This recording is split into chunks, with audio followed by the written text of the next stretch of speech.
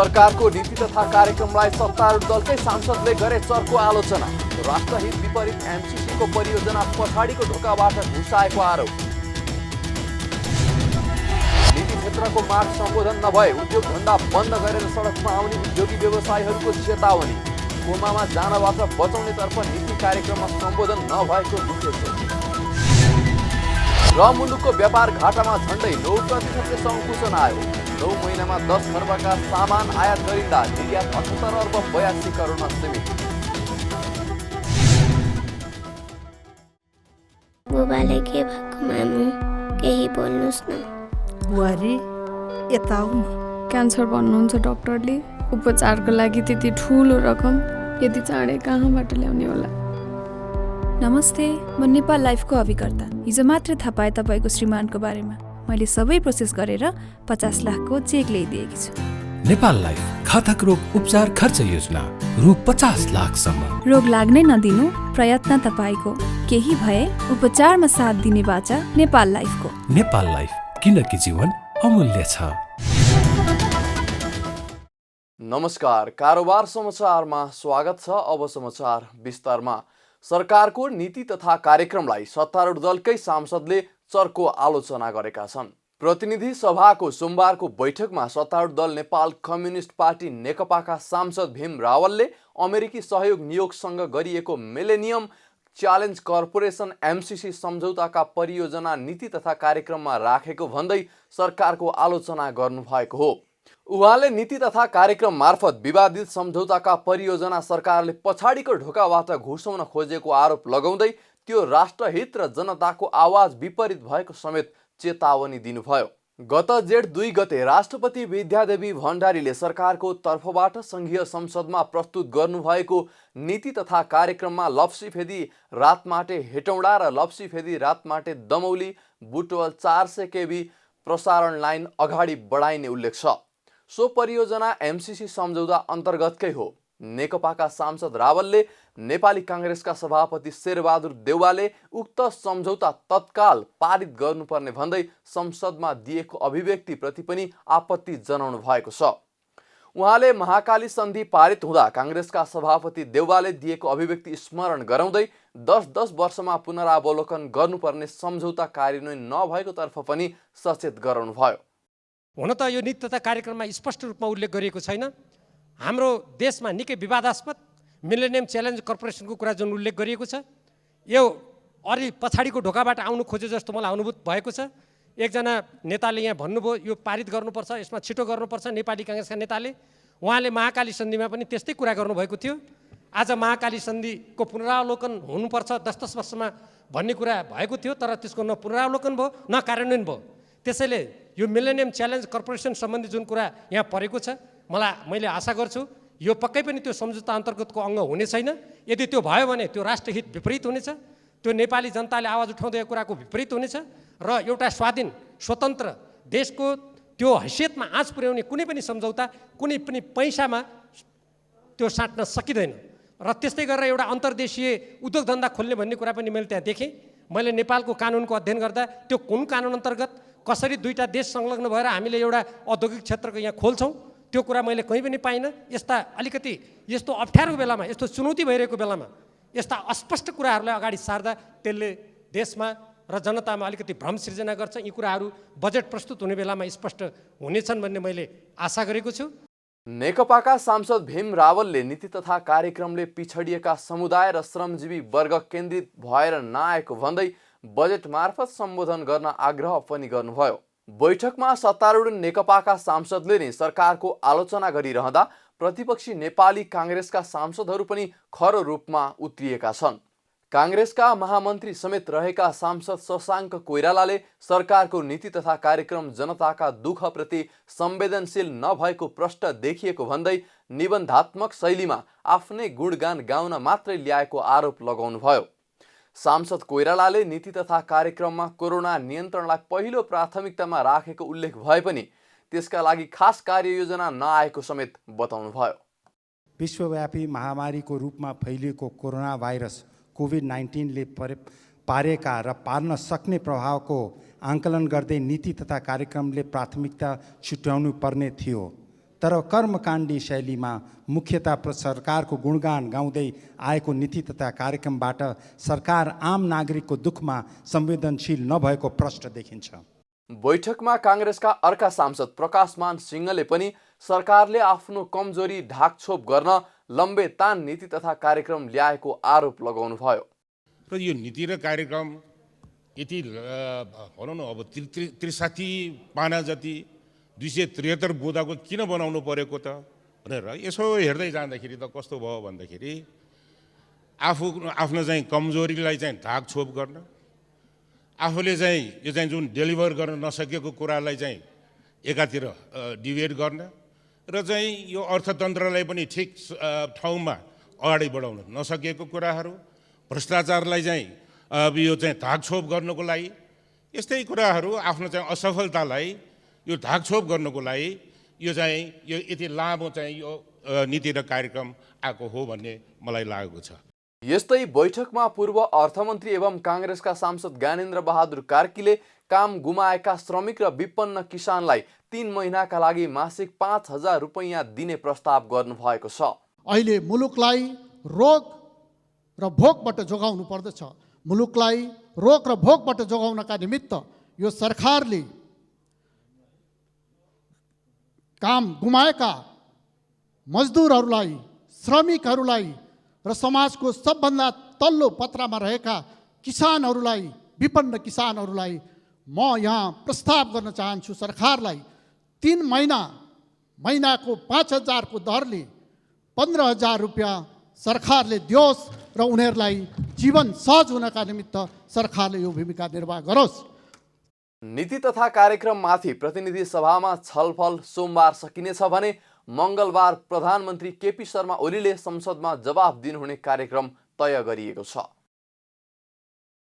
नेपाल उद्योग वाणिज्य महासंघ एफएनसीसीआईले सरकारले पुनरुत्थान प्याकेज तत्काल घोषणा नगरे सडकमा आउनु बाहेकको अर्को विकल्प नहुने चेतावनी दिएको छ। एफएनसीसीआईले मङ्गलबार भर्चुअल प्रेस मिटको आयोजना गरेर सरकारसँग राहत नभएर सहयोग मागेको भन्दै समस्याहरूलाई तत्काल सम्बोधन गर्न माग गरेको हो। महासंघले यसअघि अर्थमन्त्री डाक्टर युवराज खतिवडालाई तत्काल आर्थिक पुनरुद्धारका पहल गर्न सुझाव दिएका थिए। उनीहरूले बैंकको ब्याजमा छुट दिनुपर्ने, विद्युत लगायतको महसुलमा छुट दिनुपर्ने, 1 खर्ब रुपैयाँको पुनर्कर्जा कोष खडा गरी सहुलियत दरमा उपलब्ध गराउनुपर्ने लगायतका 17 बुँदे सुझाव अर्थमन्त्री खतिवडालाई पेश गरेका थिए। तर निजी क्षेत्रले पेश गरेको सुझाव सरकारको नीति तथा कार्यक्रममा सम्बोधन नभएको भन्दै महासंघले पत्रकार सम्मेलन आयोजना गरेर सरकारलाई आन्दोलनमा जाने चेतावनी दिएको हो। महासंघकी अध्यक्ष भवानी राणाले कोरोनाको कारण अत्यावश्यक बाहेकका उद्योग व्यवसाय पूर्ण रूपमा बन्द भएको अवस्थामा सरकारले निजी क्षेत्रको माग तत्काल सम्बोधन नगरे गर या मरको अवस्थामा पुग्ने भन्दै सडकमा आउनु बाहेकको अर्को विकल्प नभएको बताउनुभयो। साथै उहाँले उद्यमी व्यवसायबाट राहत मागिएको नभई सहयोग मागिएको पनि स्पष्ट पार्नुभयो। तिनै तहका सरकार र प्रशासनको बीचमा समन्वय नहुँदा उद्योग व्यवसाय चलाउन एउटा अन्योलता भएको र गोदाममा रहेका वस्तुहरू समयमा बजारमा पठाउन नसक्दा करोडौं मूल्यको बराबरका सामानहरू उपभोग्य मिति सकिँदा व्यवसायीहरूलाई ठूलो नोक्सानी भएको र आगमन पासको ठूलो समस्या रहेको, ब्याङ्कको ब्याज तथा किस्ता तिर्ने जुन एउटा ताकेता आउने गरेको, घर भाडाका जरिमानाका समस्या, ऋणको समस्या र पुनः कर्जा सहयोग गर्नुपर्ने, कृषिको मुख्य सृजना समेत भएकोले खेतीबारीका उब्जनी कृषि उत्पादनलाई ओसार प्रसारमा ठूलो समस्या भएको, बाली लगाउने समय भएकोले बजारमा मल बिउ बिजनको पनि समस्या रहेको, कृषिसँग जोडिएका उद्योग विस्तार गर्नेतर्फ सरकारको कुनै पनि एक किसिमको चाहिँ एक्सन नदेखिएकोले श्रमिक कर्मचारीको ज्याला तलबको भुक्तानी समेतको समस्या भएको, साना मझौला र ठूलो व्यवसायको बीच विभेद गरिएको, उद्योग व्यवसायसँग सञ्चालन पुँजीको अभाव रहेको र कोरोना पछि अझ भयावह स्थिति आउने लगायत गुनासो आएको र ती समस्यालाई तत्काल सम्बोधन नभएमा उद्यमी व्यवसायीहरू गर वा मर भन्ने अवस्थामा पुग्ने, उनीहरूसँग सडकमा आउन बाहेक अर्को विकल्प नभएको पीडा पनि उहाँहरूले जाहेर गर्नुभएको थियो।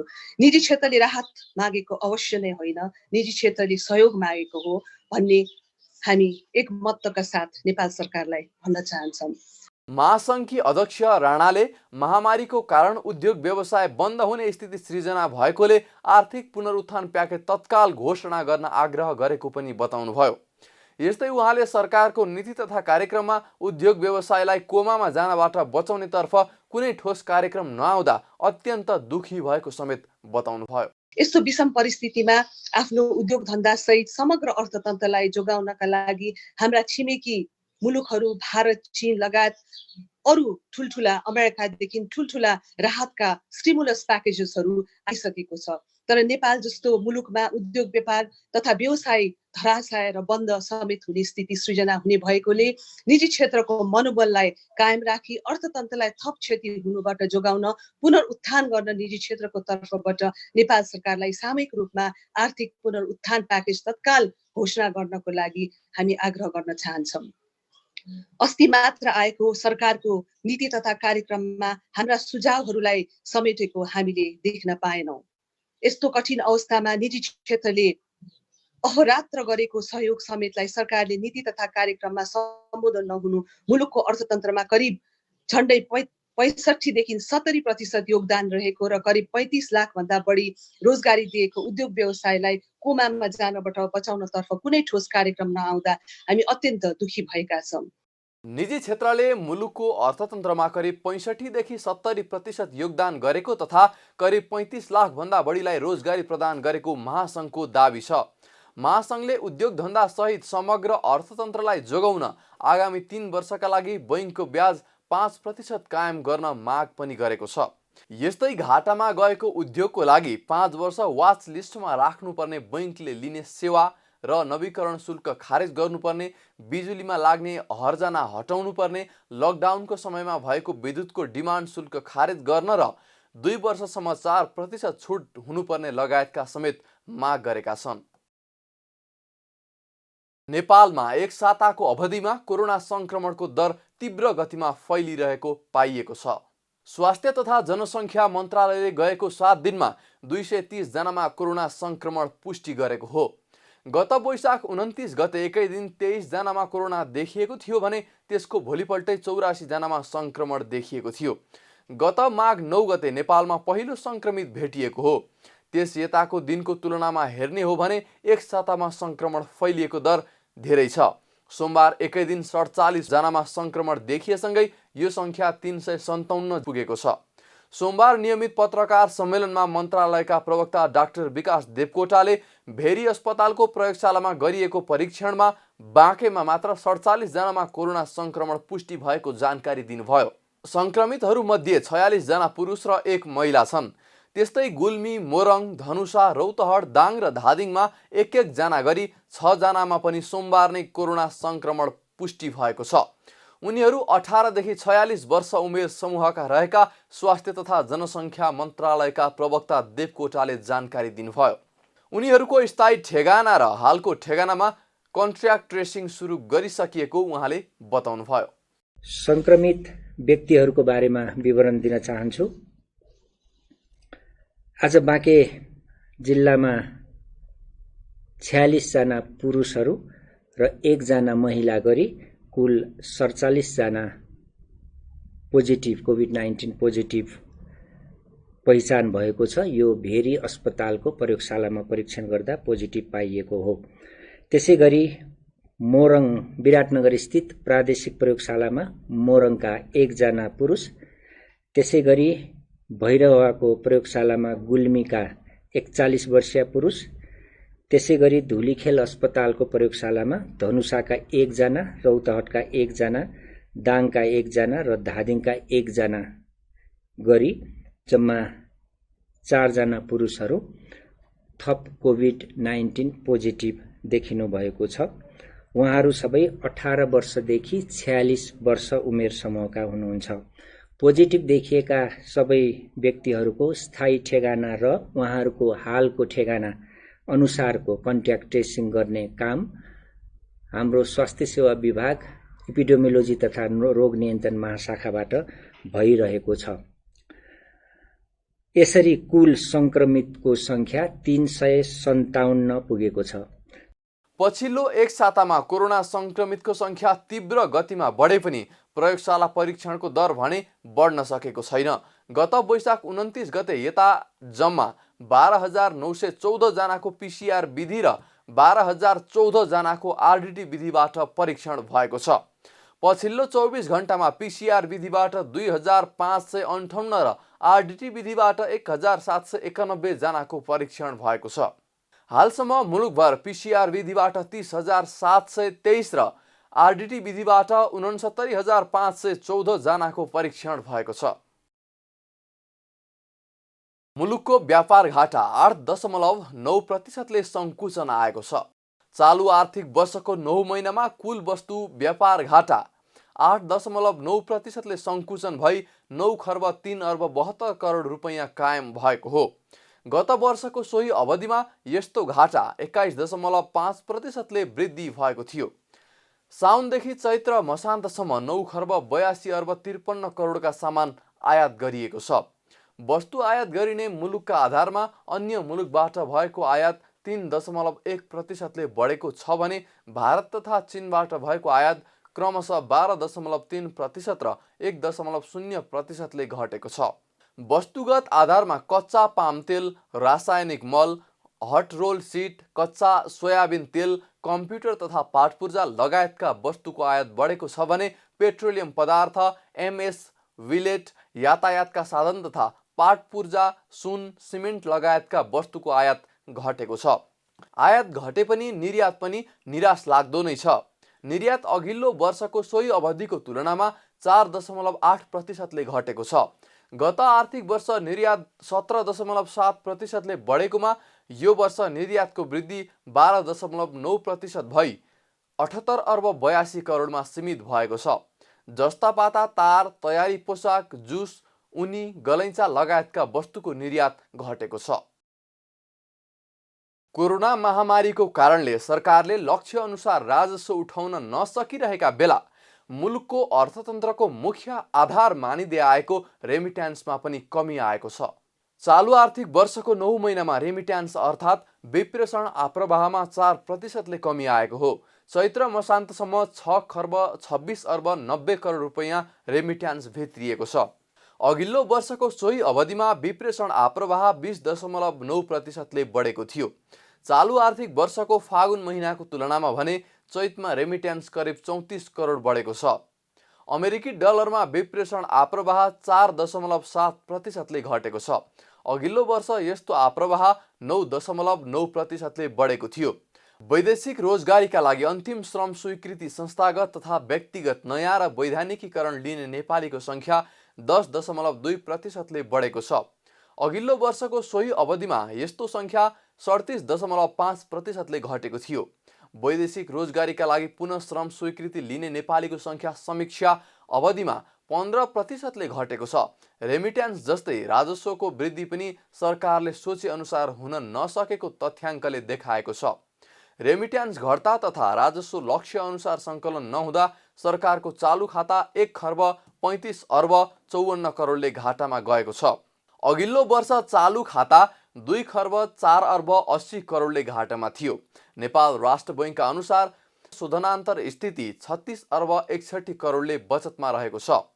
अघिल्लो वर्षको सोही अवधिमा शोधनान्तर स्थिति 64 अर्ब 68 करोडले घाटामा रहेको थियो।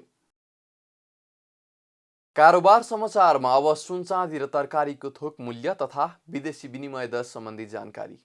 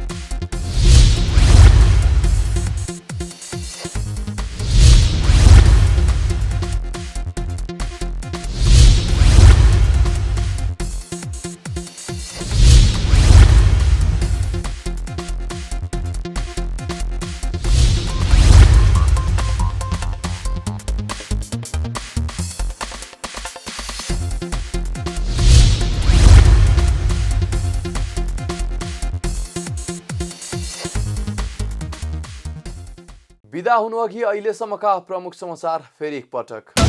सरकारको नीति तथा कार्यक्रमलाई सत्तारूढ दलकै सांसदले गरे चर्को आलोचना। राष्ट्रहित विपरीत एमसीसीको परियोजना पछाडिको ढोकाबाट घुसाएको आरोप। निजी क्षेत्रको माग सम्बोधन नभए उद्योग धन्दा बन्द गरेर सडकमा आउने उद्योगी व्यवसायीहरूको चेतावनी। कोमामा जानबाट बचाउनेतर्फ नीति कार्यक्रममा सम्बोधन नभएको गुन्थेसो। र मुलुकको व्यापार घाटामा झण्डै 9% सङ्कुचन आयो। 9 महिनामा 10 अर्बका सामान आयात गरिँदा निर्यात 78 अर्ब 82 करोडमा सीमित।